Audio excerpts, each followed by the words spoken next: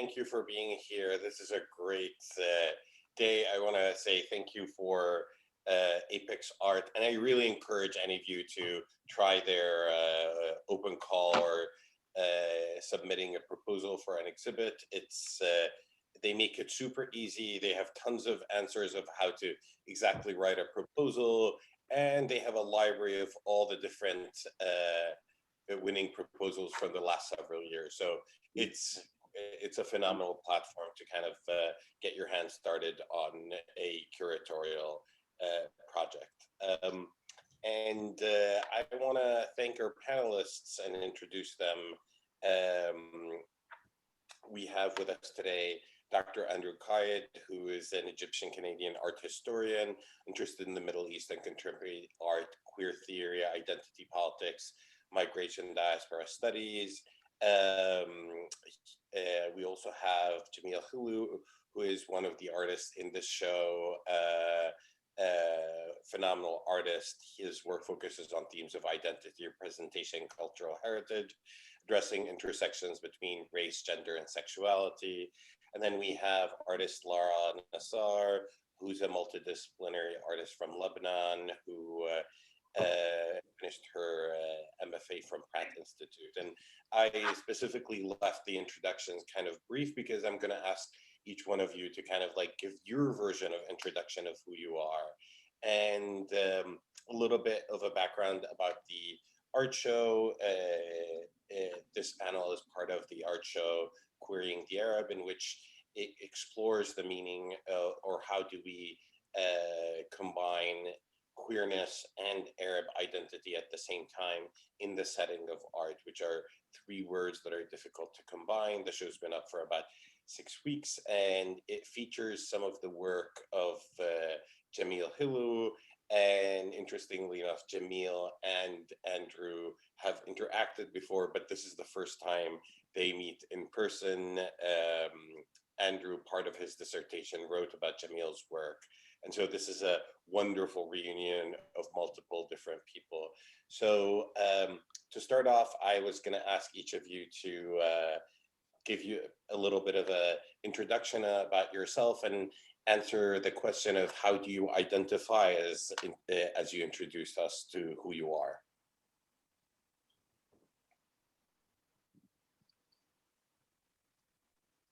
Who would you like to go first? Leave it up to you guys. Any of you, Andrew, would you like to start? Sure. So thank you for the introduction, and thank you for bringing us all together. I'm really grateful for this afternoon that we can spend together. As you said, I finished my PhD, and currently I am the visiting global scholar at NYU Center for the Study of Gender and Sexuality. And in my research, I focus on the artistic practices of the queer diaspora, and really trying to build connections and bridges with the current experiences of the queer Arab diaspora with historical moments in time in the Middle East, around the Arab world, where gender and sexuality changed, often due to imperialism or colonialism or different types of historical moments in time. So linking these histories to the current queer diaspora is a large part of my research. Laura? Hi, everyone. My name is Lara. I like to go by Lars. To friends. I'm as you said, a multidisciplinary artist from Lebanon, and my work is largely centered around navigating chaos within makeshift structures. So living between the US and Lebanon, I've noticed very different mechanisms of coping as a being, as a sexual being, as a social being, who are by nature fluid and chaotic, and trying to sort of fit that into some kind of matrix within which we can be controlled and managed as a society. And more and more that's taken a turn towards addressing sexuality and gender as far as seeking a structure or a way of being within an identity that is truly fluid and chaotic in nature. And it's really lovely to meet all of you digitally. I met Ali yesterday in person, but thanks for putting this together. Hi, hello from Oakland, California. I'm Jamil Halou. I'm a visual artist centered in the conversation of sexuality and my own personal history of understanding my own sexuality, my own agency in the world as an artist. My art education, my photography education intersects with my coming out story, which means from a very early age in my career, I started to think about sexuality and how to bring a conversation to the work, to the photographs that I was taking at the time. And that centered the work spirally, I'll use that word, in my practice now. The conversation that relates to intersection of being queer, being Arab. I was born in Brazil, my mom's Paraguayan, I've been in the United States for 20 years. So how all that sort of plays out in my own positionality in the world. So that's where I sort of kind of come from on my practice. It's wonderful to be connected to all of you here. I feel very privileged to be an opportunity to meet everyone, and especially with Andrew because of the conversation we had in the past about my work, and then this conversation of understanding my work from a art historian point of view and understanding the large context in which my work plays out, and then be part of this exhibition has been extremely amazing for me in connect with you guys, coming from a time that the pandemic, right? We're all in lockdown. So just the idea of feeling connected, and then even a platform such as this, a discussion such as this to connect, right? And using Zoom, using this online platform that we're so used to now, right? To connect with people from all over the world. So this is really wonderful. So thank you for having me. Thank you, guys. This was wonderful. I want to next ask you guys specifically, how do the labels queer, Arab, and artist, what do you think of them? Do they relate to you? Do they capture you? Do they annoy you? So in any order you guys want, can you reflect a little about these three labels and how do you identify with them and how they connect with you? I'll jump right in and say that it's an interesting question because, you know, you base, like it all comes down to semantics, what the word means and what it implies for you as a person applying that adjective to yourself. And really thinking about that as far as who you are, what you represent, what you want to represent. In a weird way, there's so much overlap between the words queer and Arab for me as a queer Arab woman living in the States. Short answer is yes, I would identify with all three. Long answer is that the longer I identify with those three, the more I realize they're all presenting the same challenges as far as what counts. Like what is queer, what is Arab? Like do you need to speak Arabic? Do you need to have lived there? Do you need to have a certain skin tone? It's a very complicated question, right? And so is queerness because it gets thrown around a lot.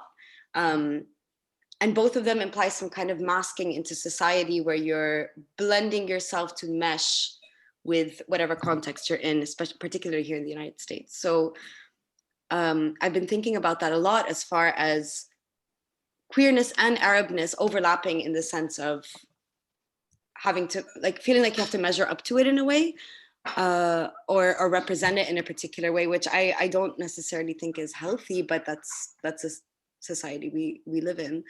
And I think it's important to connect in this kind of way because having a discussion like this will clarify things for my own self and hopefully for everyone listening. I grew up having a large genealogy tree print in my home of my Arab roots. So I was born in Brazil and I grew up having that huge symbolic print, 40 by 30 inches, to give an idea of scale, right? And it was in the dining room of our home, going to my grandparents, they had also that genealogy tree. This idea that I am Arab. I am connected to the Syrian world, or Turkish even world before Syria, right? What was that in the past? What was that territory in geography? And I grew up not only recognizing that as an identification that I'm Arab, my name is Arabic, but having a pride for it, having a very strong sense of connection and pride, like and moving the world, and in high school and junior high, just living through that, already there, understanding that I come from that part of the world, my heritage comes from there, but with a very sense of joy about it. When I moved to the United States, when I started to study, as I mentioned, conversational art practice, and that conversation started to play into sexuality, and I'm coming out. Short after, it sort of about around the same time of coming out, September 11 happened here. And I became a walking stereotype for an Arab person. And that was a very hard thing to negotiate for me in relation to the umbrella of being Arab and being othered, right, in culture at large, because what happened with the violence and September 11 and the tragedy, the trauma. And as I'm coming out, understanding my sexuality and embracing my sexuality, I also had to work through really hard to get to the moment of not only acceptance, but joy and pride that connects to my Arabness. So I feel like by growing up, I was instilled a sense of pride for being Arab. And I worked really, really, really hard to have that in my queerness, in my homosexuality, my gayness. And now the way that I work is to bring a sort of celebration of that. I am aware of the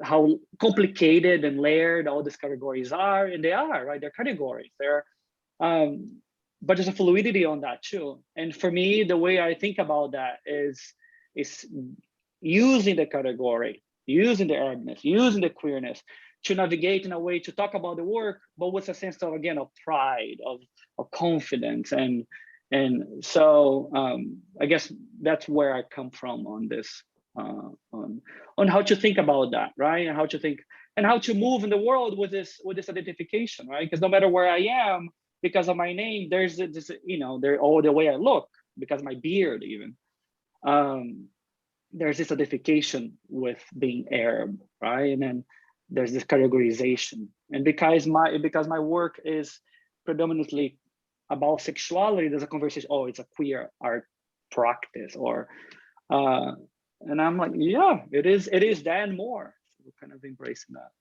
So Andrew?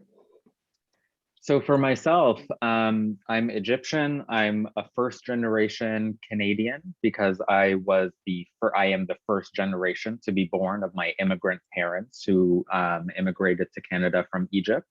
I know that the term second generation, all this is debated. I've always identified as first generation, and that was important to me because growing up my entire life, I was operating as an Egyptian. I'm living my life in society as an Egyptian due to the color of my skin, my curly hair, all of these things never made me a white man in society. So that idea of the cultural difference, I think similarly to Jamil and Laura, that difference was felt, right? As you're saying, you're operating in these different spaces. So being so culturally Egyptian, always speaking Arabic at home, being a part of the Egyptian community so intensely, also just made the Egyptianness in my life be felt more so than anything else, even though I grew up here in Canada. So that is what led to the work that I do. I do identify as queer. I am a gay man, and those frictions of where the queerness fit into my life, both as an Egyptian, but also a racialized Canadian.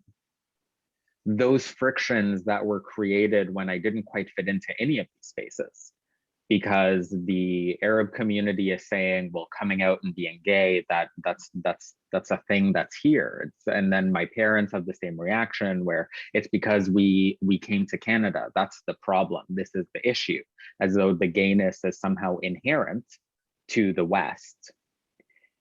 So this not fitting in is what showed me we need to maybe have a different conversation, and not one that is based on the privilege of being here, the privileges of the wonderful gay life in the West, because that only reiterates that gayness and queerness has something to only do with United States or Canada or Europe. And it's that fallacy that I think created so many of the frictions that I felt in my own life.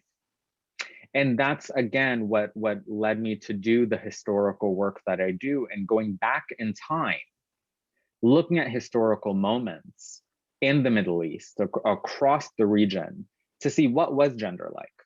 What did gender and sexuality look like across time, and how did we get here? How did we get to this place today? And the reason why I think it's so important to link the diaspora to the historical Middle East is because when we look at how difficult our lives can be, or how bad the human rights can be in particular parts of the region for queer people, we get stuck in this Orientalist debate of being backwards, of not having the human rights that are applauded in the West, as though, again, these rights are inherent to the privileges that we have here in the global North. So that's where this link became so powerful to me, and just making sense of my experiences, the violences that I experienced, the traumas that I experienced, even though I'm born in Canada.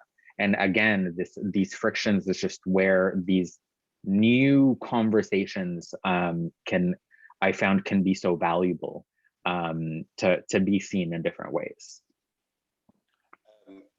What wonderful, like, these are such beautiful, diverse answers. And Andrew, I want to ask you a little bit more later on about, like, to talk about the history of homoeroticism in the Middle East. I want to tack a little now and ask you guys about part of the idea of the show was to create a safe space where we can talk about the different aspects of these identities of Arabness, queerness, and art.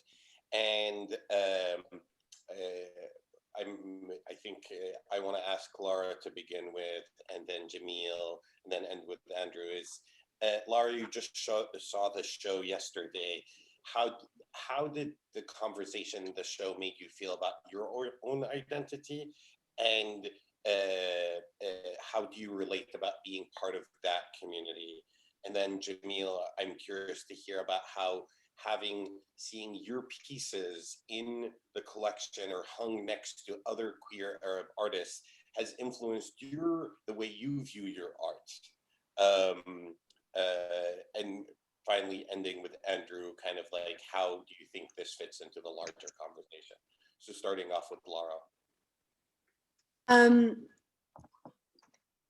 So the first thing that struck me in the gallery was a sense of relief and joy for a lot of the things that I've been resentful for in the past. So if we think about queerness as a sort of brand which exists in the West, as you were saying, Andrew, it's a very established, I don't want to say persona because that's very limiting and very negative, but there's certain aesthetic elements that are ubiquitous. There's certain ways of, modicums of behavior, etc., that are established. However, we as Arabs never really evolved a narrow tunnel of what queer behavior and what queer aesthetics look like.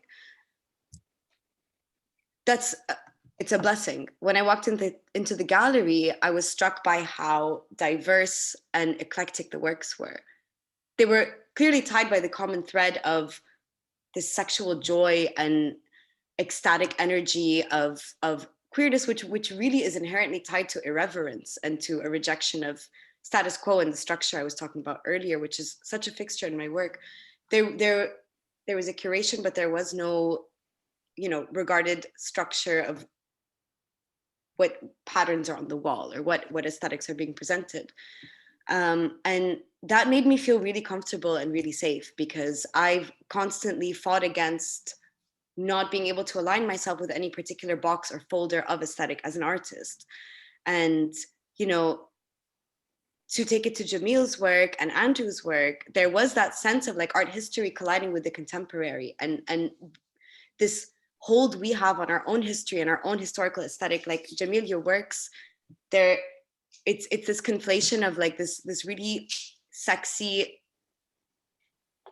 almost minimal, like contemporary aesthetic with these patterns that we recognize from our grandma's houses, you know, in these positions that we never thought we would see them in. I appreciate that so much, and it's something I try to reach with my own work, and seeing it all over the walls curated so beautifully, it made me feel like we are really creating and building something here in the West, which doesn't have to be limited to the West. As you were saying, Andrew, I have so much to say about that. I will hold my tongue for now, because I feel like it will come up later, but it's a start, right? We have to start somewhere. And I think we're doing a great job of it here. I can only hope it will spill over, and that this will become a ubiquitous practice for us all over the globe. Truly seeing it in person was not like seeing it online, and thank you all for your efforts in putting it together. It's a phenomenal show. I've really praised everything you just said, Lara, because I feel very connected to that too in my own work. And I think in relation to the show is the conversation of possibilities, right, and point of views. Mm-hmm. I'm working, operating, you know, in California, San Francisco Bay Area, in my own community, right, and I'm trying to activate a conversation, right, and try to have my voice in my work, to have the work connected to other artists who are operating in similar way in intention, but with different approach. It's really wonderful for me also to think about how do I make work moving forward. I think the one very big impact for me of being connected in this show has to do with the conversation of like, wow, it's so energetic. There's something so wonderful. And how do I use this creative energy that I'm receiving from the work, from the exhibition, to put in the work to move forward? And understanding more and more how complex all these things are, and how my work is very, very personal. And I am making, I'm gonna use the word iconography. I'm using iconography, making these conversation, or using a taboo, right? To kind of bring the taboo upside down and try to challenge that. But through a very personal perspective, a point of view experience. And each one of the artists involved in the show is doing the same, I think, right? Through a very personal conversation. I think that's very wonderful, because it's not making these large, broad statements about this, what it is. I think it's more about this idea of being seen through your perspective and be acknowledged as such. So yeah, that's sort of my thoughts on that. I feel very fortunate to be part of the show, to be in this conversation here now, this conversation of carving the space to have this conversation. When I came out, my father said to me, do you think someone with my background, where I come from, will be able to accept this, right? And that really stayed with me, this conversation that he used his own cultural formation, identity, to say, I cannot accept that because of my lineage, my heritage, my bringing. And I feel that has carried so much in what I do now, and try to have a voice, and through externalizing a lot of that trauma that came from that. And in the exhibition, I see a lot of that too, right? There's a lot of, even though there's a celebration, there's a lot of intersection of trauma, right? Of visibility, of a deep desire to connect and to be accepted and to be, right? So yeah. Jamila, I'd like to just comment. I love the perspective that you raise about like every artist in the show has almost brought part of their personal story in there, because it's like one of the things I tried my best to bring out in the show is to kind of highlight that underneath a lot of this artwork, a lot of this conversation is a personal story. Most of us have been struggling with something, with figuring out which of these different words is our identity, how to mix them together in a society that wants to see you from a certain perspective. And I want to answer one of the questions that I think might fit here better rather than later on to the Q&A. Hilal asks a question of like, about me including some of my artwork in the show, which is, I struggled with it as a curator, whether to include pieces of my artwork or not. But what kind of like drove me finally to include 4 of my pieces is the show itself. As I processed it, as I kind of worked on it, made me realize the queerness that is within my artwork, and that my story is part of this larger conversation, which we will all part of. And so it really helped me figure out that this is my community, and I kind of am part of it.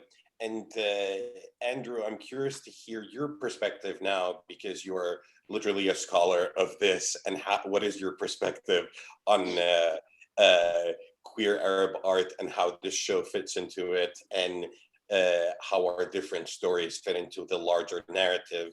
And if you can segue from there to talking about historical legacy of homoeroticism in the Arab world, that would be a wonderful segue.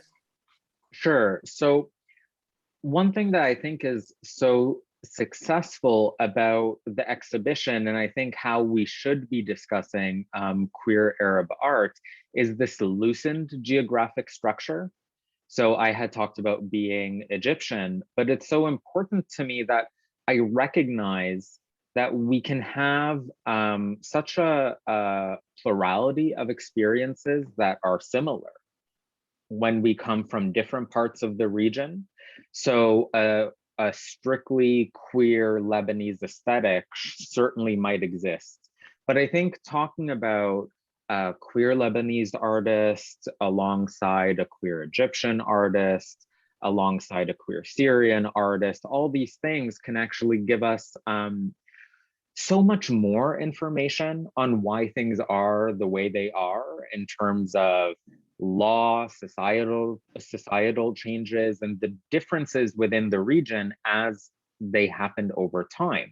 None of these borders are fixed, none of them are finite, and have always changed over time.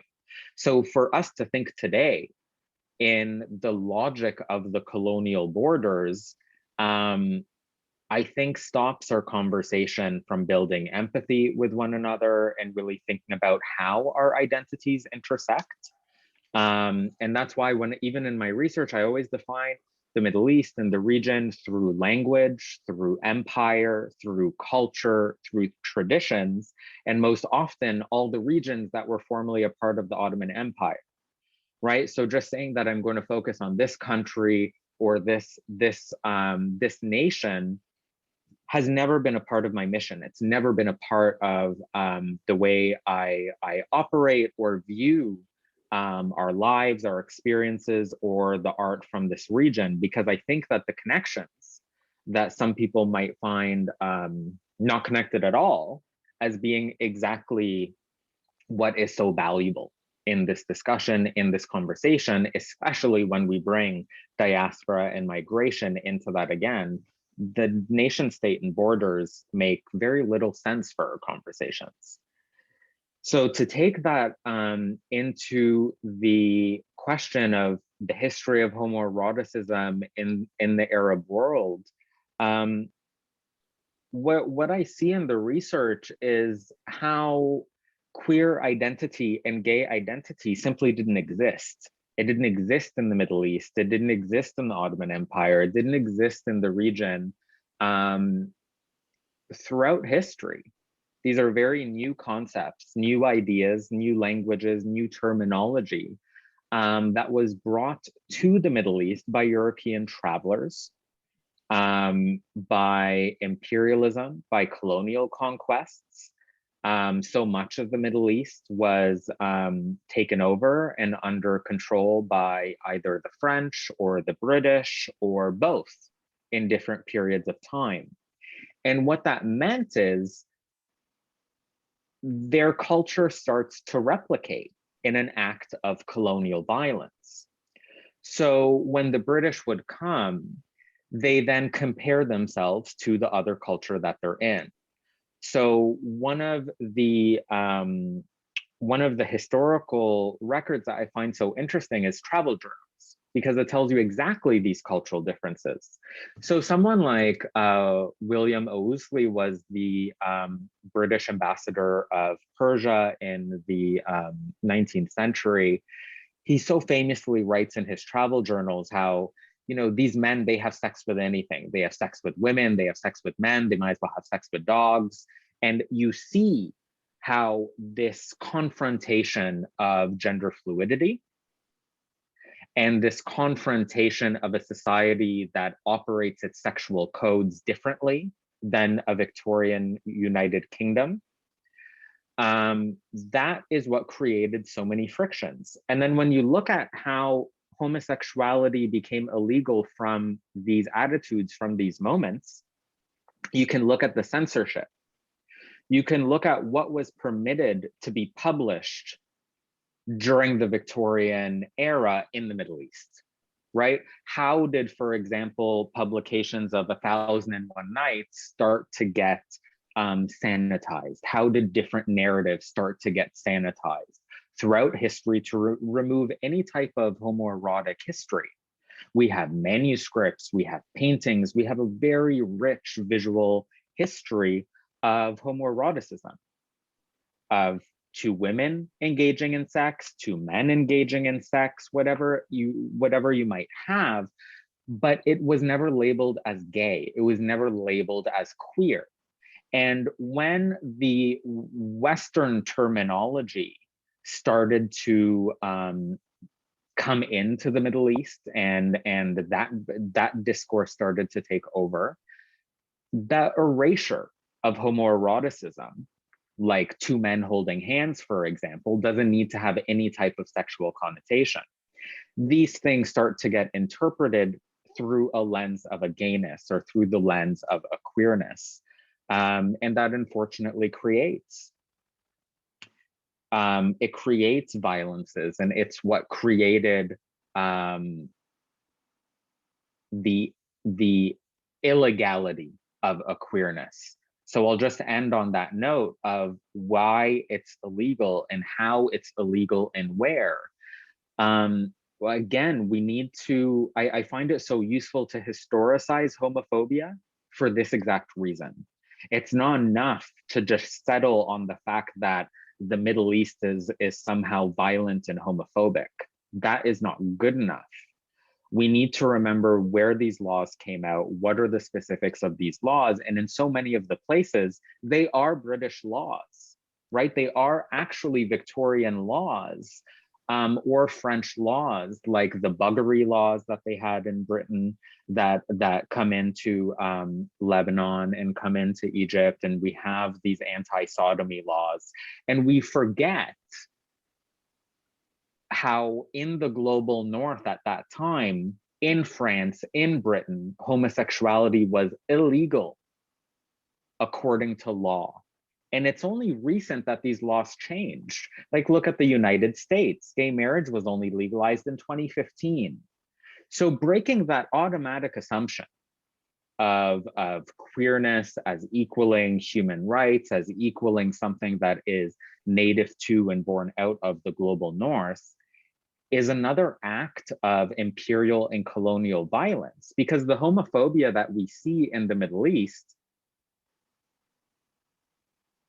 has already been shaped by coloniality, has already been triggered and created because of colonial logics that separate another culture as other. So we need to really reassess where that homophobia comes from and really always push back in that logic that the homophobia is somehow native and innate in us, and somehow feeding into that Orientalist discourse. So I'll stop there. Andrew, I'm going to jump in because I find this extremely important for me to think about, because I question so much, where does the rejection come from? And for me, it was always a conversation of the violence is a result of that rejection. And I'm always trying to figure out, where does the rejection, where does it start? Where does it become so prevalent in culture, right? That then allows the violence, that propels the violence forward. And has always been a conversation of trying to figure that out for me. I think what you just gave me here is a very sort of wonderful clarification. I'm going to use that word, right? In thinking about to answer some of these questions, right? Because I think it's so problematic when we start engaging in the conversation of the work and you want to disrupt this continuum, you want to challenge this, but at the same time to think about that this is also constructed, that prior to this colonial concept, something else was in place, right?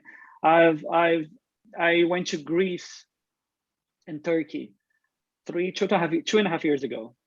And my entire process being in those countries was going to museums, going to find, if I could find a trace of representation of queerness. And you see so much, you see through a vase, a painting on a vase, right? You see that there is that presence that exists. And for me, that has been such an important, inspiring content to see, because I recognize myself in that lineage, right? Even though it's so old, and to understand that that existed, right? And again, the conversation then is like, but somewhere the violence really played a major role in creating obstacles around, right? And when I say violence, it's something that I consider in my work, because I'm producing my work. I also think about my own life. Depending on the content that goes online, I feel skittish of, should I even this exist online? When I say, hi, from Oakland, I live somewhere, what is sort of the connections and danger that allows, that kind of connects to that. Anyway, it's a very complicated conversation, right? And yeah. If I can add yes. one thing, it's when you're linking the violence to that rejection, one word I didn't use was modernity. And I think modernity is really the bullseye on where these issues come from. Because when the European visitors and travelers are comparing themselves, it's comparing their own sense of modernity to a Middle East that is primitive. Now, that concept of being modern and how you fit into modernity so quickly became only a Western model of modernity. So again, when we make these things illegal, when we create censorship of the homoerotic visual culture that existed throughout history, all of those things are acts by the Middle East to become modern in the vision of the West, right? And that's where the violence, I think, happens. I think that exact spot is where the rejection is already created by being able to identify a culture as primitive and inferior through that logic and unmodern. And that is what leads to violence and erasure. I think, I think you said it so beautifully, because that rejection also, it looks like it came up overnight, right? How can you have something that is so accepted within society, within culture, that starts to get denormalized in a moment when society is changing? And these are also times of decolonization as well. When did heterosexualization in the Middle East happen? When French left. when the French left, when the British left, right? In these moments of decolonization all throughout the Middle East, how did a heterosexualized vision of society come about? And I think once again, in historicizing a lot of this homophobia, we can see that that heterosexualization is manufactured, right? It's manufactured and is still a result of the erased homoeroticism that resulted in a Western modernity that the Middle East can never achieve. Because now that modernity is linked to gay rights and having a gay pride parade and gay marriage and all the things that we identify as being gay in the global north, this is then where the goalpost of modernity keeps moving because the West moves it. Right? So it's this unattainable goal to ever reach modernity when the rules are always changing and defined by those who want to hold on to the exclusion of others. So that's the thing too. I think a lot about who is creating these constructs, who is defining these roles. And it really bugs me that for so long it's been in the hands of an arbitrarily, racially, and geographically selected sort of global elite who it just falls upon them to define what is modernity, what is acceptable, what is a taboo. And their definition of taboo that they deposited upon us, as you said, Andrew, historically, they were able to leave, move on, leave us with political systems in place that were doomed for failure in many cases. I'm Lebanese, I can speak specifically to Lebanon and the state that France left us in, with a confessionalist government, which literally doesn't exist anywhere else on the planet. You can look it up, like where your political slots are designated by religion. That's just one example of one of the shitty systems they left us with, went back home, moved on with their lives, progressed, gay rights, work, we're free, we're happy, banned the burqa. Meanwhile, they left their colonial projects to struggle with the systems they left in place. And it's incredibly unjust that we have to grapple with systems that are not of our own choosing, when in fact we had in place systems before that were designated by us for us, that weren't perfect but worked in some sense. And I mean, the whole thing about imperialism is the last thing to decolonize is the mind of the colonized themselves, right? So we have, I myself, as much as I'm working hard to untangle all of these narratives that have been ingrained inside of me, I still struggle with it. And I can observe it for what it is, but they're still there. And I really think that we are of a generation and of a movement who are working to break free of that, but it's still very real and very present. You know, you see it. You see all the stigmas that were imposed upon us, that we live with, that we think about ourselves. Even the West as superior, and the Middle East or West Asia, or whatever we're calling it these days, as inferior and as like incapable of making our own decisions and constantly in trouble. That's a narrative that, you know, I believe it as much as I don't want to. Do you know what I'm saying? Like go ahead. The conversation of West and East is so also problematic, because to think about South America, Latin America, right, and the concept of machismo in a lot of those countries, right, coming from Brazil, the machismo as a colonial concept as well, right, to navigate on that. And so there's something else on that conversation, right? Just it's we can say in relation to West and East, but I think it's more complicated even to that, right? It's like this conversation of where does the power of the colonization actually comes from, right? And the impact on that. And that goes to racism, that goes to where we are in conversation of Black Lives Matter, right? Like it's all rooted in so many politics that it's not only about sexuality, but then becomes about race. And you know, what you said is also important. You know, like the metric of machismo is super important too, because it's not women making these decisions. You know, it's not women invading other countries and forcing them to convert to another religion. Like historically, that just has never happened. I totally agree. Yeah. Yeah. It's I'm a glad you brought it conversation up. of, yeah, it's a conversation know, of the structure of man in power, right? Like there's Mhm. that. Straight I'm man. loving the conversation, Yeah. and I'm Yeah. That I love history, right? Exactly that. That history of the who is in power, who got, you know, like, and the conversation, this is interesting because I was having a conversation at home about this structure of power. That in civilization, there's always someone, like civilization has always created a structure of power, right? And then who oppressed and who is oppressed and who is oppressor, like this negotiation, right? Mhm. Yeah.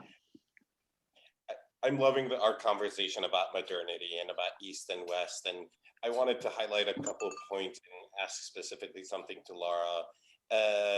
One of the interesting things that when Andrew, you talked about the history of criminalizing homosexual behavior or male homosexual behavior, one of the facts that I ran into researching this project is that the Ottoman Empire decriminalized homosexual behavior 5 years before the English Empire made it illegal. So that's like, if you want to talk about who's being progressive, who's being modern, that's one side. And the other part that blew my mind, Andrew, I give you credit for this. This book, I think you reference it in your essay. It's Before Homosexuality in the Arab Islamic World. I don't know how to make it appear. I'll try to write the name of it, but it's a fascinating discourse, and it's all primary sources of letters written between different scholars and travelers who are Arab about homosexuality, in which they reference homosexuality. And it was the first time that I encountered that in the Arab language, there is a word for someone who is a bottom that's existed for 2,000 years. Which amazed me that existed, that language was evolved enough 2,000 years ago to have space for that. And so I highly recommend this as a read for anyone who wants to explore more about some of the history of homosexuality within the Middle East without the labels. And I have a very interesting perspective, a question for you, Lara, because as we're having these conversations here, we're talking about East versus West. Let's take perspective on, we are sitting where most of us are in the West and having these conversations. And I'm curious, how do these dialogues or this discussion affect what's going on in Lebanon or any of the other Arab world? Or are conversations in a way affecting, percolating, reaching, continuing with conversations there? Or have we become part of the West, and are we discussing our discussion being separate from what is going on in the Middle East? And so starting off with Lara, and then I'm curious to hear Andrew's perspective on this as well as Jamil's. I've grappled with this a lot in my 7 years since I moved here. The feeling of privilege, the feeling of feeling distanced in a way from home. And the idea that I have friends in Lebanon now who don't know where their next meal is going to come from because of the economy collapse, and they are traumatized from the explosion that happened in August. And as much as my heart is a part of that, and as much as my soul is a part of that, my life is here in New York for the moment. So it's a question that really, it's been on my mind a lot, right? And my work as an artist here, as someone who wants to be a voice for queerness and for Arabness in the West, I've questioned many times, is this my right audience? Is this the place where I should be? Could I do more good back home? Is this going to help my friends who are struggling with their situation in Lebanon? Probably not. You know, the truth is, I don't think that this particular Zoom call will have a direct impact. However, what I will say, which I do think is important and I hang on to every day, is the fact that if you have the privilege to live here in the West, and you have the privilege to be an artist or a creative, you have a megaphone. You've been granted an opportunity to raise issues, discuss them, untangle them, complicate them, simplify them. And if you don't use that to tackle these issues, then shame on you. So I feel like this is what we should be doing. It's the best we can do. And I, as an closeted optimist, like to think that down the line, these conversations will lead to an eventual generational shift in the narratives that we have ingrained from the British, from the French, from ourselves, from the war trauma, from the inferiority complex that comes with being a brown person, a queer person, an Arab, however you want to identify. So in a practical sense, this is mostly for us. And I also feel that as diaspora, we need to lean on each other for support, because it's not easy to be here and have your pain hidden in a white presenting body sometimes, in a straight presenting body. So it's important for us as a collective, absolutely. And we can carry it back home with time, with all of our efforts and conversations and exhibitions, I think. For me, it has been always a conversation of responsibility. What is my responsibility through this channel that I'm using artistically, right? I made a decision. It was a decision for me in my life that I didn't want to make art for aesthetic purposes, to put in a wall for beauty. That was not the conversation. I can use beauty as a strategy, but that's not the end of the work. And to think about how do I feel is my responsibility as an artist. My privilege of being able to be visible, my privilege as a man. So like using these things as well as part of the feel of the work, as part of the work, the conversation of the work. And acknowledging that too, because I had to make a decision too. I had to kind of think about, where do I go? What do I want? What do I want the work to go? What kind of direction, right? And have hold of that, and then have control of that. Okay, this is where I want to kind of manifest. What's going to happen is out of my hands, but my intention of where I put the manifestation is very clear to me on that responsibility.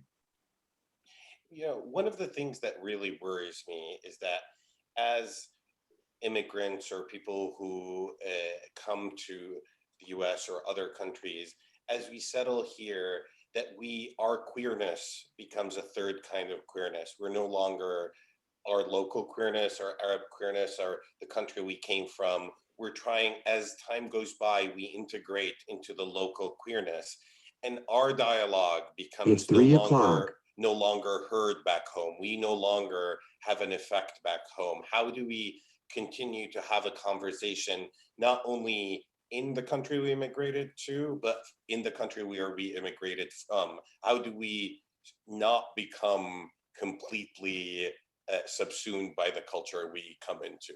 And I'm curious, Andrew, if you have any thoughts about that. Yeah, it's so challenging, because me personally, I write about the diaspora because this is my subject position that I know and live.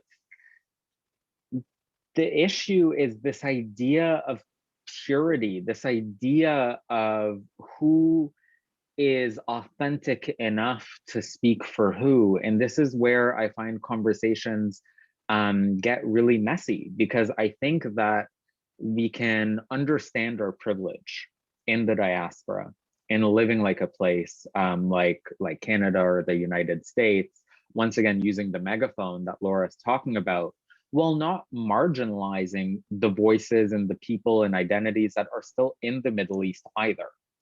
And I think having conversations between one another, as opposed to identifying the differences between each other, might be more productive. Because what I found is this idea of, people saying so flippantly of like, oh, like, why would you talk about the Middle East when you're living in the diaspora? As though the cultural attitudes from the Middle East don't affect my life. Right. And again, that's where my research started. When I first started doing this work, someone told me, well, why? Like, what's the issue? You live in Canada. Why does this matter? Why is it so bad? And that discourse not only erases my Egyptian identity here in Canada, but it also erases any sort of trauma, homophobia, or racism, or a mixture of those that can happen even though I live in Canada. So just assuming, I guess it's just the erasure of where these violences can happen at different, for example, here, sure, homosexuality is not prohibited by law, but the place where queerness can thrive here in Canada might also be the place where racism is most rampant, right? So again, those intersections of how homophobia works with racism is where this idea of being in the diaspora versus staying or still living in the Middle East doesn't need to create oppositional sides. And I think instead there can be a much more productive conversation to have that can connect all of these experiences as well to make all of our discussions richer. I agree 100%. And I think that like our strength is in that connection. Our strength is in the ones who were born in the blood, like back home, and in the ones who were born abroad, and in the ones who chose to move abroad, and in the ones who chose to move back. And I will just say this one thing, Andrew, I'm extremely sick and tired of people who have no right to claim, like to just apply labels on you based on your situational facts. You know what I mean? You're born here, you look a certain way, you count, you don't count, you're this, you're that. Like, leave me alone. Like you are what you are, and no one has a claim on that. And like, small anecdote, I had a white woman at a party here in Brooklyn look at me, and after I described myself as a brown person, look at me and be like, oh, but you're white. And I was like, excuse me? And she's like, you're white, look at your skin. I was like, do you have anything else to say? Do you want to tell me like what my sexuality is? Do you want to tell me what my religion is? Do you want to tell me what foods I like to eat? It's this like entitlement to impose an appraisal of you that happens a lot in the West, not to take it back there. And I'm really glad, I'm just really happy to hear someone else bring it up, because it's been coming up a lot for me. And even some people back home who are judging me differently now that I live in the States and I've been here for 7 years. And no one can tell you who you are. That's all I'm saying. Like, Laura, that's fascinating. I'm always scared of the other way around. At some point, I was having a conversation with my uncle about gay rights, and at some point, he's frustrated and couldn't kind of like counter argue, and he falls down on, you've spent way too much time in the West. I think you're going crazy or you're being infected. They made and you like, gay. I mean, the idea, but like, I think there is that rhetoric that gayness and queer identity, and there is some aspect within, I would say, at least from my home country, Jordan, but I could see that in many other countries, that some of the rhetoric about queer identity is a Western import. Mm-hmm. And because a lot of the dialogue that comes out in English, comes out by people who are not necessarily Arab. So of course that's going to come across as foreign to them. And there's not as much being developed in a language that people relate to as their own. And that's my struggle always. How do I make my my practice also relevant in the region as much as it is relevant here to a Western audience? One of the pieces in the show is by Queer Habibi, and it has two men wearing fezzes, and that always blows my mind, because that is not how an Arab person would draw himself to another Arab man. That is only how an Arab would draw himself to a Western gaze. And so like, it's almost that there is a different way, there's different gazes looking at us, a Western, Eastern one. And I'm looking at Andrew and I'm thinking kind of like, you might find this problematic, and I'm very curious to hear you deconstruct this. But like, I worry about kind of like, by engaging in a Western side, we lose our engagement with the Eastern discussion. Yeah, I just want to jump in. I don't think it's problematic. I think instead you actually point to something that's very interesting, right? What would happen if some of these works, what happens when a work that portrays tenderness and homosociality in ways that fall outside of normative queerness or gayness, like doesn't necessarily look like a Robert Mapplethorpe exhibition, for example, how would those images operate differently in the United States versus in Lebanon? How would the audience receive the same image as being about something else, right? So how can we instead really look at the visuals and the images itself as being related to the specific cultural practices and societal attitudes of where they're exhibited?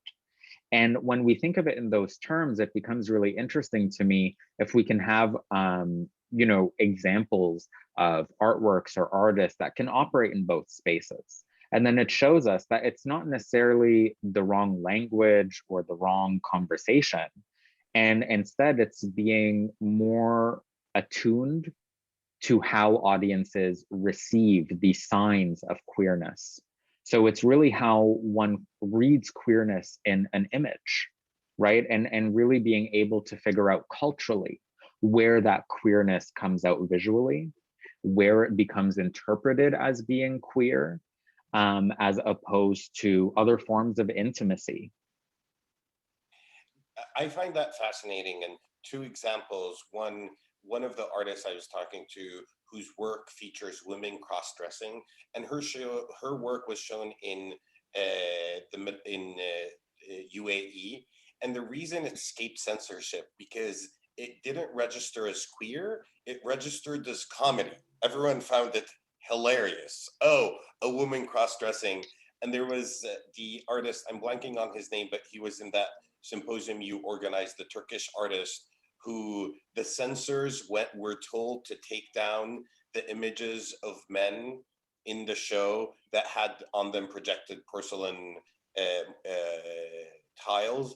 But when the censors went to take down the offending images, they couldn't tell which images were offending because they couldn't even pick up the queerness because they saw this as normative in their eyes. And so like, sometimes it's fascinating how like what we consider queer in the West is normative in the East.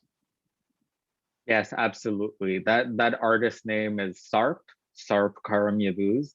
And absolutely, I found that really fascinating as well because I discovered Sarp's artwork visiting that gallery when I was in Istanbul. And the queerness is immediately what I identified when I was in that space and looking at the way he photographed these men, the way these men are portrayed on the walls, right? The way I was able to read the queerness is what made us connect in the first place. And it's that very same space, that very same context that the police were unable to read any queerness in the art and couldn't identify what was what. So it's yeah, that's a great example to bring into this conversation. And then Jamil, I'm very curious to hear how your work kind of resonates back home. Are you aware of how that resonates back home? Has an impact in Brazil? Are you aware of any of that? Not much in Brazil. I find how do I place this?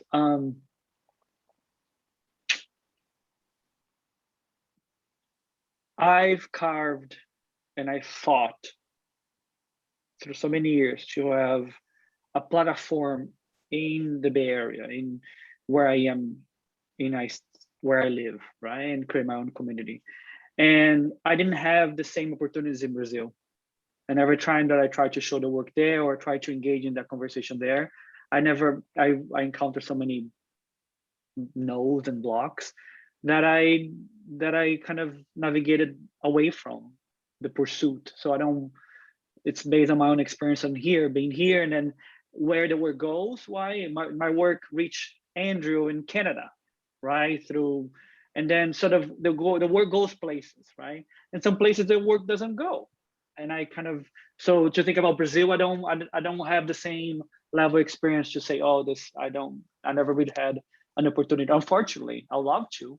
I just never had the chance to engage in exhibitions there, or yeah. So it's I want to bring back just one thing in relation to a conversation of responsibility that was brought up in the chat, and I'm thankful for Mohammed for bringing that up, and I fully understanding the privilege by this conversation of who gets to be responsible or not. The way that I addressed was in my own work. This is something very personal that I had to decide for myself, and I feel that many artists have a different journey on that food, and I respect that. I just want to clarify that I understand my privilege by being in the Bay Area, by being, well, for being born in Brazil, I understand that in a way that informs the work and propels the work. And I use that as a choice for, in the work and how I produce the work. So when I say responsibility, I'm not saying that everybody has to have that at all. I'm saying that for myself, that has manifested and then being a choice and being an awareness within my work and using that as an agency to propel future works, for example. So just a clarification on that. Yeah. I want to reflect towards, like, as we kind of come for a circle, Laura, I'm curious about your perspective on when we talk about queer Arab art. Is there enough representation of women? Do you find, I'm always curious whether the queer women escape being read as queer and just pass, or are we not doing a good enough job of identifying them and including them in the conversation? And it could be a bit of both. So I just wanted to pick your brain about that, and everyone else also feel free to chime in. Can I also just add to that question? Not only is it, Q, you're asking the difficulty in identifying the queerness of women, but what about also the queerness of female artists in the region as well, the queerness of the image itself? Can these queer female artists also be operating, and we fail to see the queerness because it isn't represented in the way that we're used to? Just to add on to the question. Anything else, guys? I'm joking.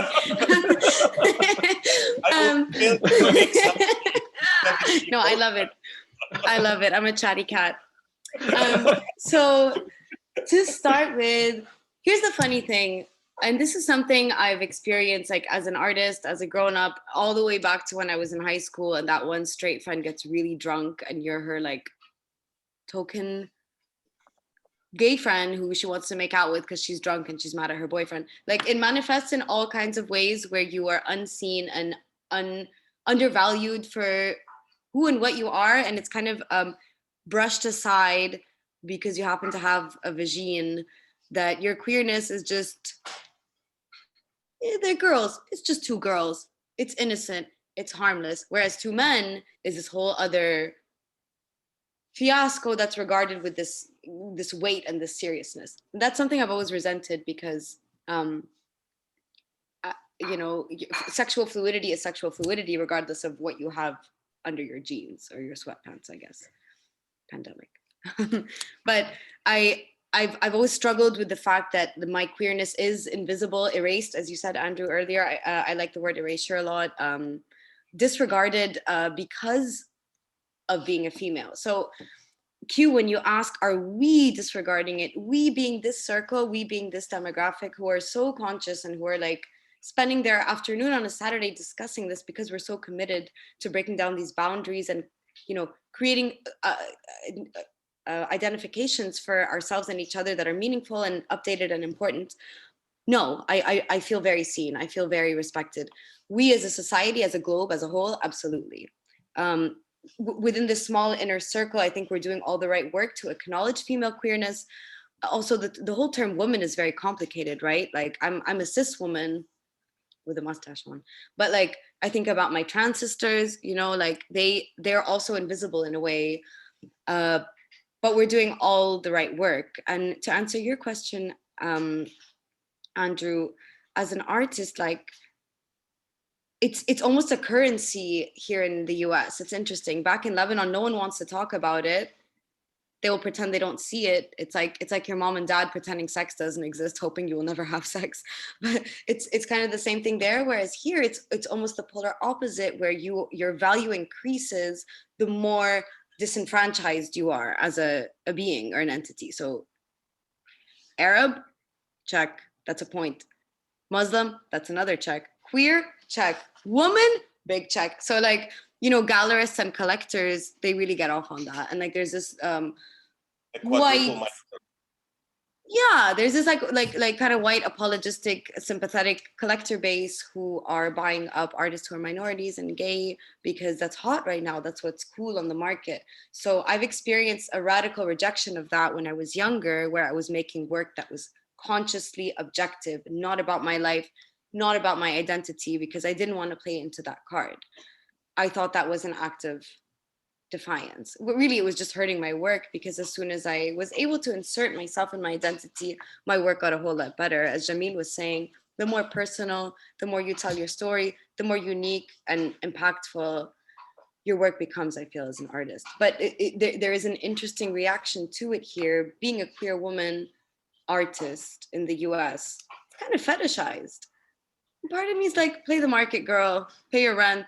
And part of me is like, that's disgusting. Go take a shower. That's not who you are.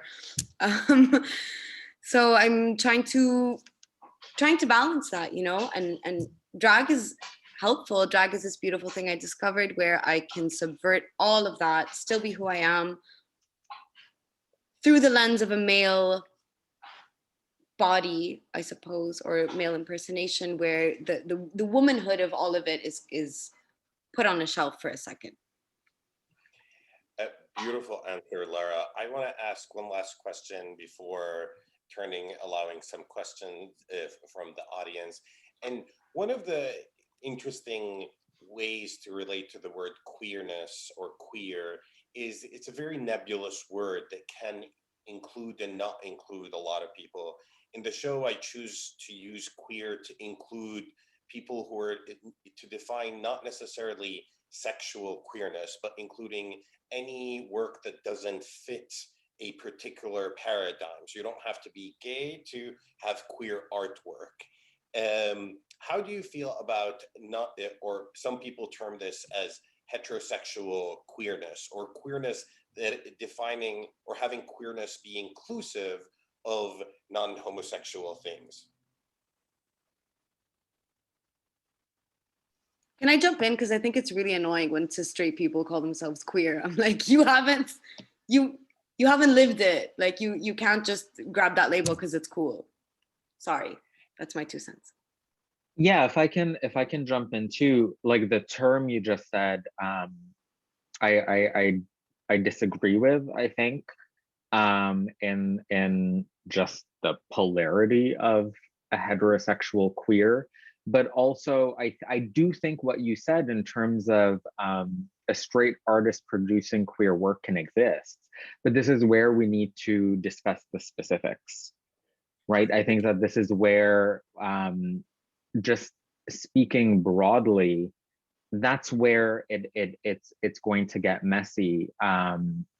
You know, for example, there's an artist who is straight, but she photographs queer refugees, and it's about queerness, it's about queer migration, it's about all these things, that is about the people in the photographs, the sexuality, right? So the subjects who are in the artwork itself that audiences are viewing themselves are queer, as are the narratives, as are the lenses in which these things are depicted, visualized, and conceptualized within the artwork. So the queerness in that example, I think is to me is undisputed, right? Whether the fact that artists may themselves not be queer, at the very least might be an ally or might have some affinity to these things. And at the end of the day, the artwork itself still depicts queerness, depicts queer people, and is about a queer subject position. It's when we, again, remove the specificity and talk about that queerness so broadly that I think there are many of those situations where it might not fit, just because, you know, I don't know, someone wants to queer the way they paint in this more abstract philosophical route, then the word loses its meaning in some capacity. And I think that it's a word that has political weight that is useful. So losing that, I don't think benefits anyone really. Interesting. In one of the other artists that we did online, in Rima's work, she talked about the role of belly dancers as queer entities within Arab history. And in my mind, belly dancers are definitely part of the queer continuum. How and why, I don't know why. I can't defend it specifically, but that's my gut reaction. And in my mind, or I choose the definition that like queerness is not just about sexuality, it's about broader than that. But I'm curious to hear from the whole panel. Jamil, do you fall on either side of this? My sister once called me on the phone and she was like, "What is queer?" And she was like, what is this terminology they use?" And I'm trying to explain, right, my own definition and what I understand about it, and the conversation that is something that also I've learned, right? I learned as a concept. I learned to understand what actually this umbrella is, right? And for me, what has become more and more defined, but it's flexible. It's not fully defined, but it's more resolved in this understanding, is this way to think of queerness as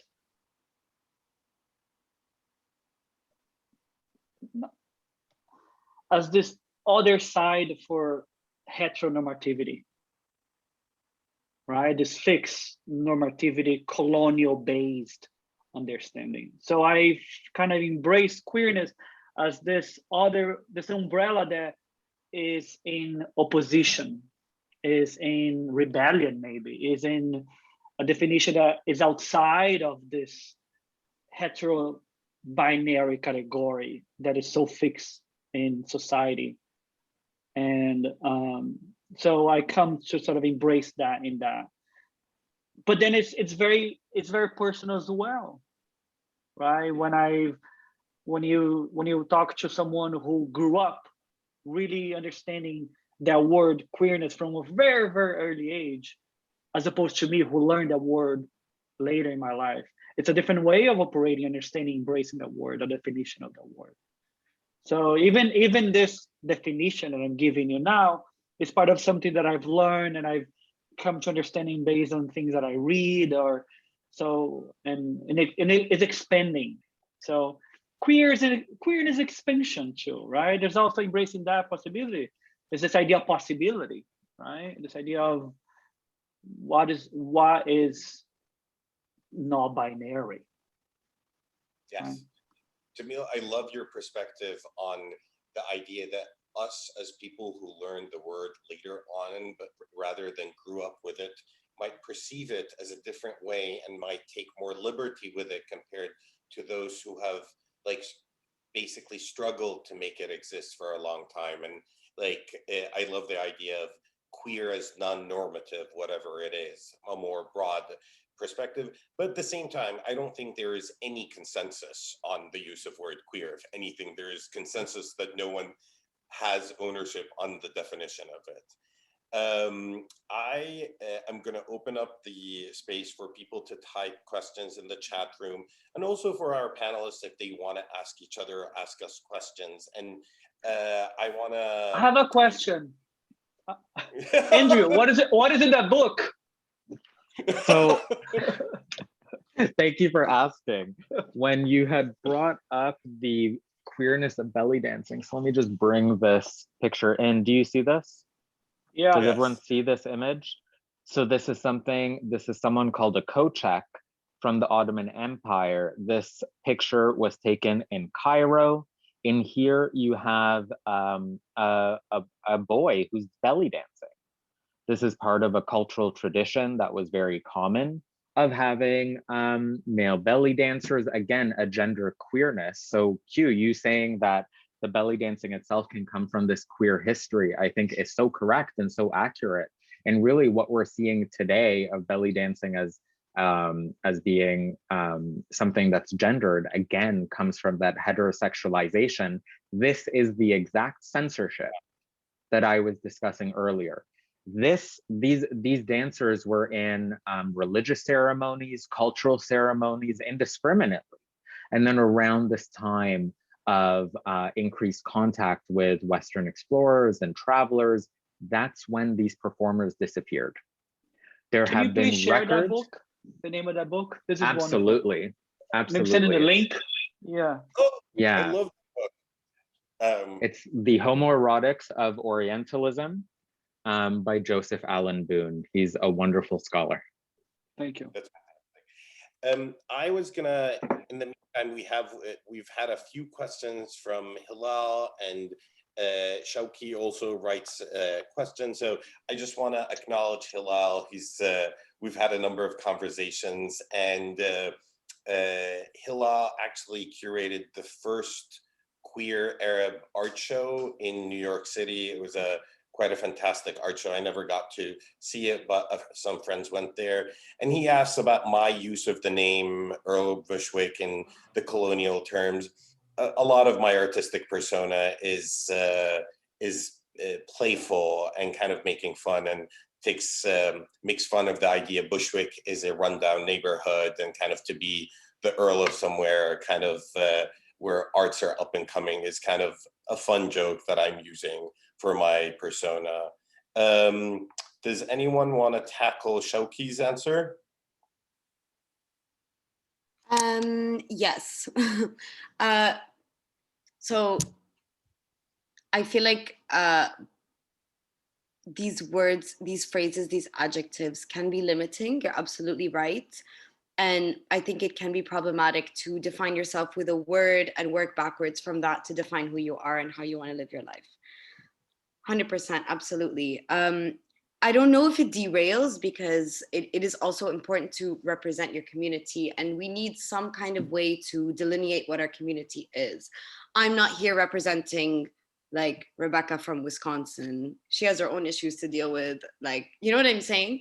So queer and Arab, they as much as queer is a term that in and of itself defies definition, like etymologically, ontologically, it's resisting any kind of restriction. It does define a certain community. Arab does the same. That's a whole other complicated can of worms that I'm not going to get into. What Arab means, I'm Lebanese. Some people think we're Phoenician. But regarding the megaphone of being an artist, I mean, I struggle with the idea that being an artist means you need to be an educator. I don't necessarily think that our work needs to enlighten people. If it does, great. I don't know that that's the purpose for me, but what I do want to do, what is important to me, is to change narratives. We have internalized narratives about who we are, about who the West is, about hierarchical superiority based on cultural paradigms. And I would like to affect that with my work. That's what I'm going after. So it's not about the identity itself. It's about how we self-identify, how our bodies are politicized, how the West views us, how we view ourselves, the whole interaction between the two. That's what I feel the megaphone is useful for. I don't know that we can, like, we're not going to change the government. Let's be real. Like, I can't have a solo show in New York and overthrow this trash group of men who've been destroying my country for 30 years. What I can do is change the way that people think about cultural identity and political identity. Choking. In that manner, I think also about visibility, right? Yeah. The idea of carving space for visibility, and think about my work in that manner as well, in a way of is to be seen, to reflect, right? To think about your own opportunity to also be visible, or to see this familiar thing somewhere else being represented, right? Like, I struggle so much early in my career when learning about queer artists. Think about Mapplethorpe, even Andrew mentioned about that, in relation to like there's a history, there's a lineage, but where do I connect? Where am I in this? And then creating work that acknowledges my own visibility within that. And then touching other people for seeing that visibility being present. So there's something on that level. So as a megaphone,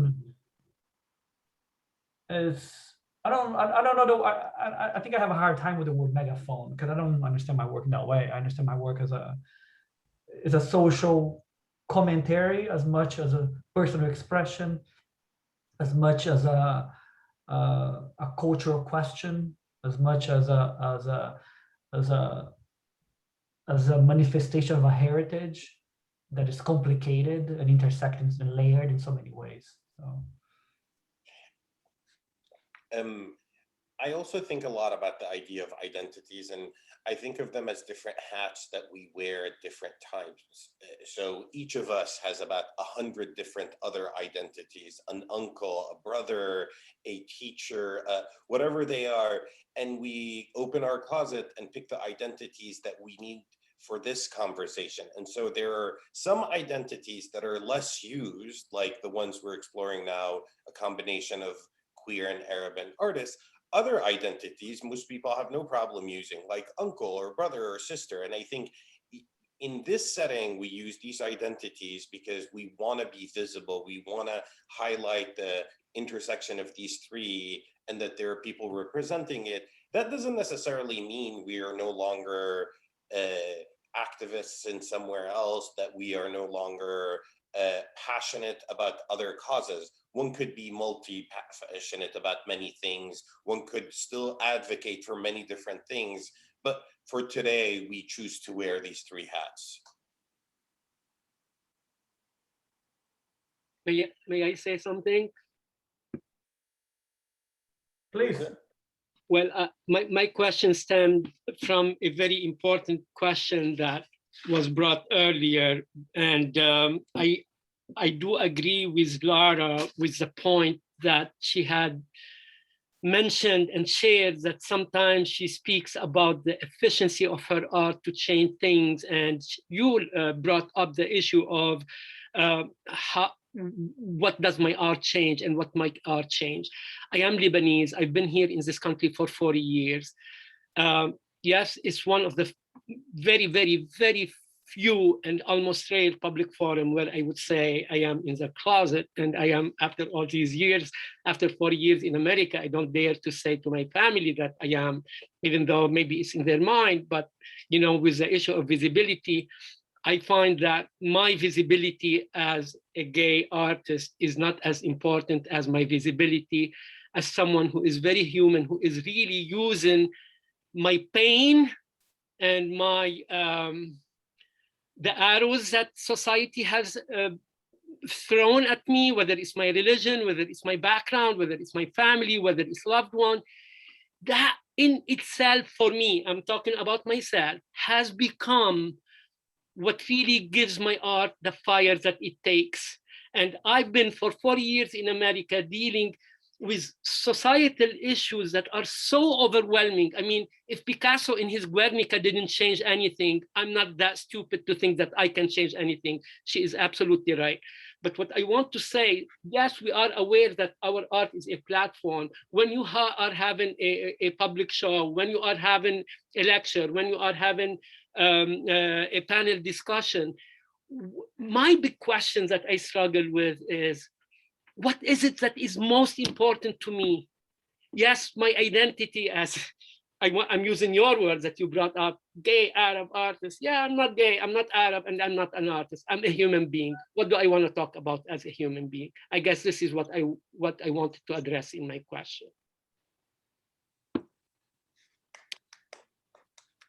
Yeah,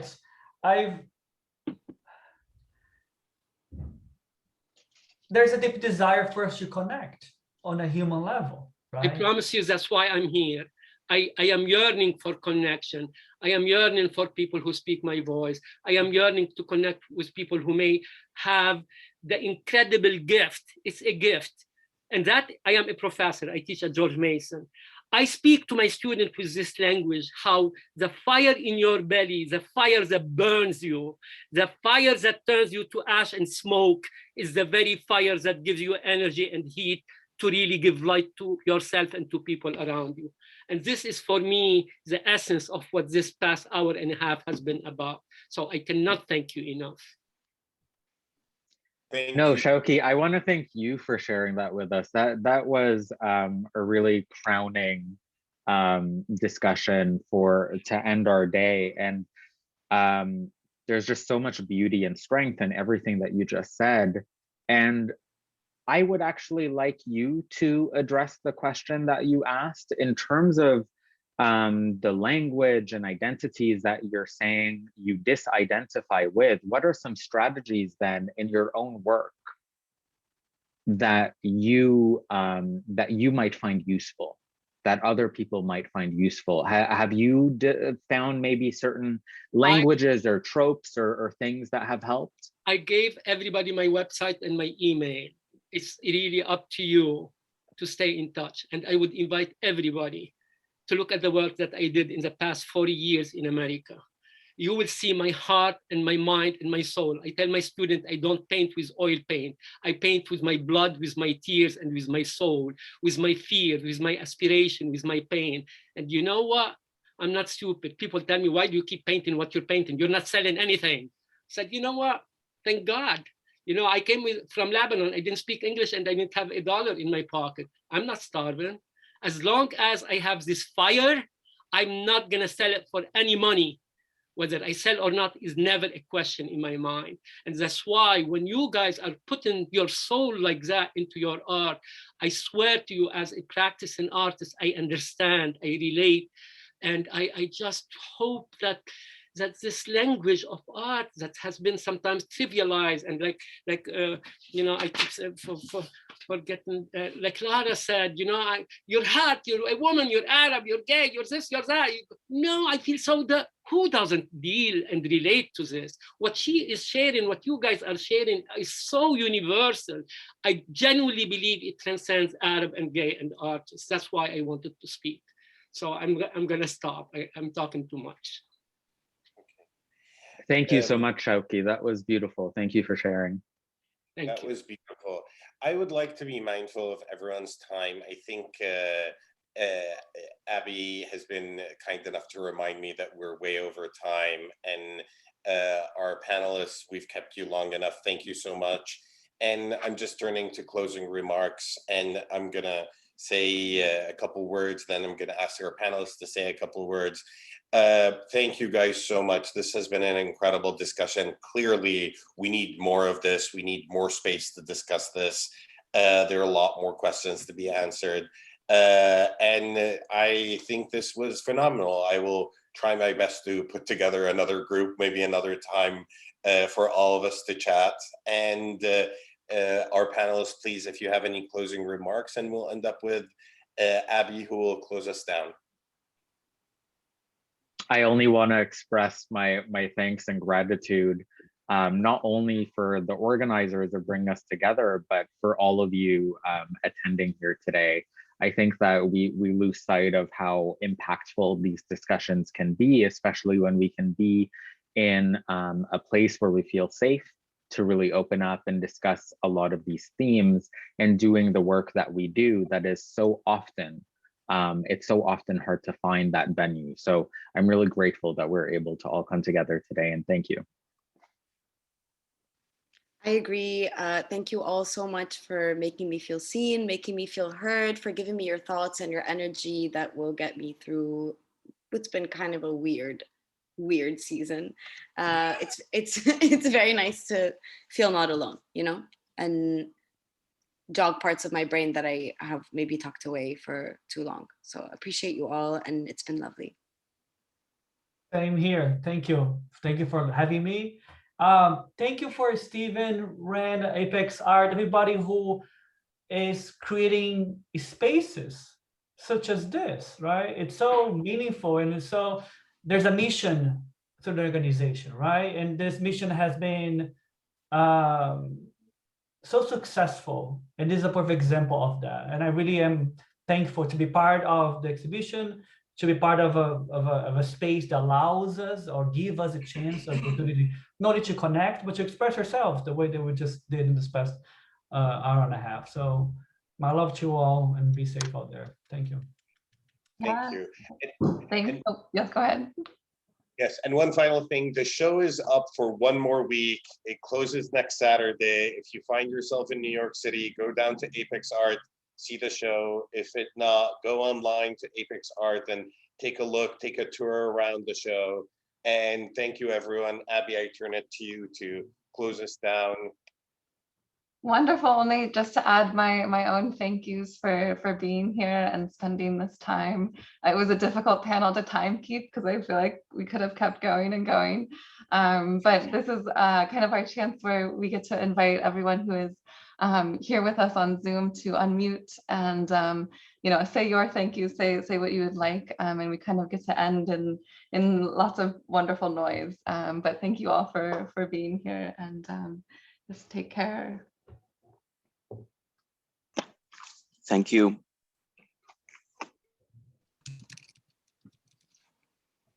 So yes, everyone can unmute as they exit if you would like to add your voice. If not, we will see you soon. Thank you so much. Thank you. Thank you. It was great. Thank you.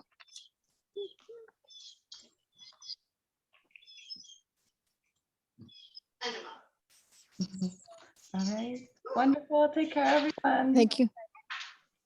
Thank you. Bye, everyone. Bye.